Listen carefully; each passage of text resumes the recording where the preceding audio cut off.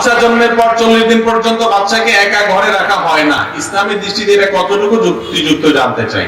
বাচ্চা জন্মের পর 40 দিন বাচ্চাকে একা রাখা হয় না, ঠিক আছে? তো এখানে তো ইসলামের দৃষ্টিকোণ না, এখানে বিষয়টা হলো বাচ্চা জন্মের পর একা একা রাখলে তো বিপদ হতে পারে, একা একা রাখবে কেন তাকে?